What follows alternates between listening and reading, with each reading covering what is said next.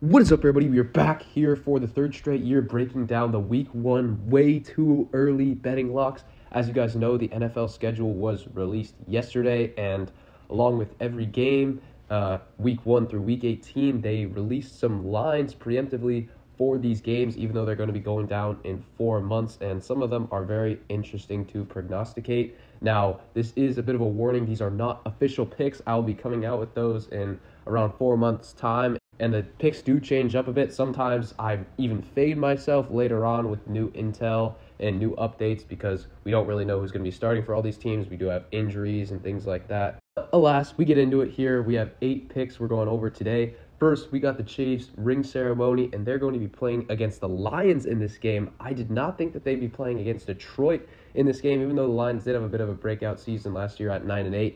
In this one, spread is 6.5 or 7, depending where you can get it. I would take the Chiefs at -6.5. I definitely respect what the Lions have going for them this year, but they still do have Jared Goff. I know he played very efficiently last year, and the Chiefs' defense isn't really something to write home about, but just putting Patrick Mahomes on ring night at home, opening game of the year against Jared Goff, I just think that this Chiefs offense explodes for 30-plus points, because if you guys can remember, Detroit's defense is not very good, and they tried to improve it, but I just do not think that they're going to stifle the Chiefs and Mahomes in this one, so I definitely think that the Chiefs win by more than a score in that one. Next, we get to a very interesting AFC North divisional battle, Bengals at Browns, and I've got a bit of an upset here, bit of a shocker. Browns plus 115 money line against the back-to-back AFC North champion Bengals, and the Browns have actually won this matchup 5 straight times when it's been in Cleveland. They actually did win it last year on Monday night. They were up like 30 points in the third quarter. Very odd result on Halloween, and then the Bengals ripped off a big win streak after that one. Something where the Browns just have their number, and I think Deshaun Watson comes out playing a lot better this year. Don't get me wrong, I still have the Bengals doing a lot better than the Browns this season, but just going into that tough environment, I think this is a spot where the Bengals could lay an egg there, and you also do have the good value with the Browns being an underdog at home there. Keep in mind that the Bengals, along with losing to the Browns, also lost at home this last year in week 1 against the Steelers in a game where Joe Burrow had 5 turnovers and Evan McPherson missed a couple kicks at the end of the game. So I think this is a bit of a trap spot here, and I like Cleveland and the value at home.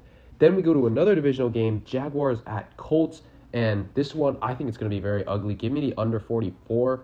I also may take the Jaguars -4. I'm not very bullish on Anthony Richardson, especially if he's the Colts' day 1 starter. I mean, he does have a lot of upside in the future, but just week 1, if you just watched him at Florida, he has a few wow plays, but I don't know how that's going to translate to the NFL with all those runs. I see him throwing a few picks in this game, maybe a couple fumbles. This Jaguars defense isn't the best in the league, but I think he has a rough day against them, and then I think that Lawrence does enough to win this game, but I don't think he exactly lights it up against this Colts defense there, so give me the under 44 in that one. Next, we get to the Niners and the Steelers. This one is a pretty interesting game, and the spread is only 2.5.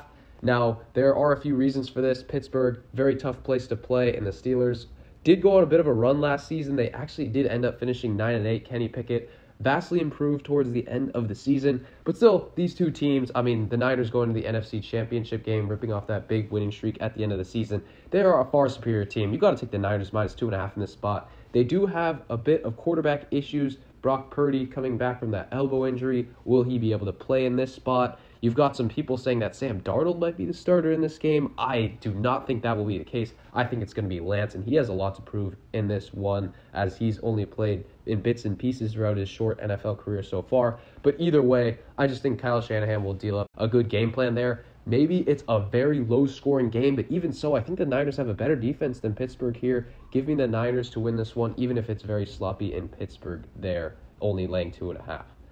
Then we get to the afternoon slate.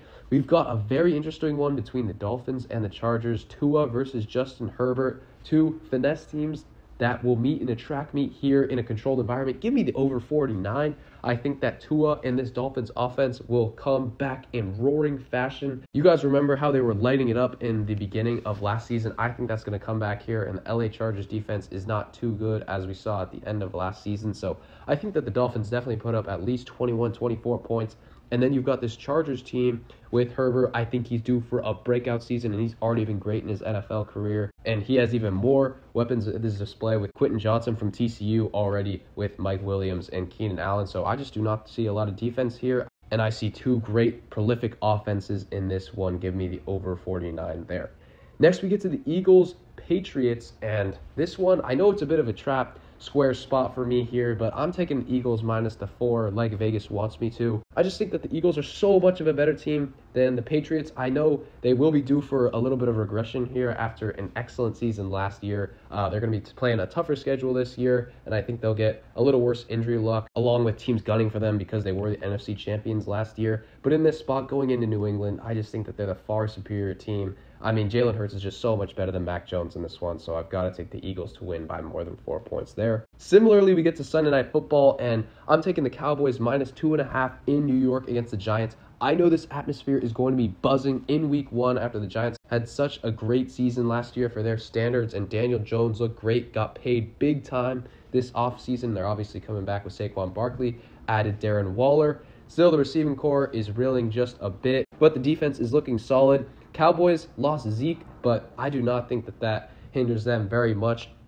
Tony Pollard, still a great player in that backfield for them.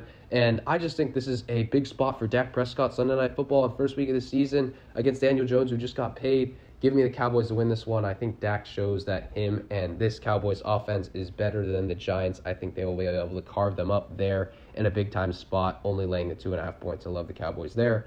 Then finally, we get to another game, Monday Night Football, which will be played in the same stadium the next night. And this one will be Aaron Rodgers' debut game with the New York Jets, hosting the Buffalo Bills and Josh Allen. This one's going to be a great game. Give me the Bills, though, minus 1.5. I just think they have a far more talented roster. I know that the Jets did beat the Bills last year at home, and they obviously had Zach Wilson starting. But I just think week 1, that Bills playoff loss was so bad. I think they're going to come out of the gates roaring in this one, and I think that it's going to take some time for this Jets offense to gel under Rodgers. I do think that they can start cooking in the latter portions of the season. We will see bits and pieces of them doing well to start out here. The Bills defense is great on paper, but I think that the Jets will be able to light them up a bit here, but just think that the Bills are the better team in that one, only laying 1.5 on the road there. Give me Buffalo to win that one narrowly. So with all that being said, let me know what your guys' thoughts are on these 8 locks here. Let me know your thoughts on the schedule as a whole. What did you guys think? What are the best games that you are looking forward to? Any season predictions? Let me know in the comments down below. As always, be sure to like and subscribe, and I will see you all in the next.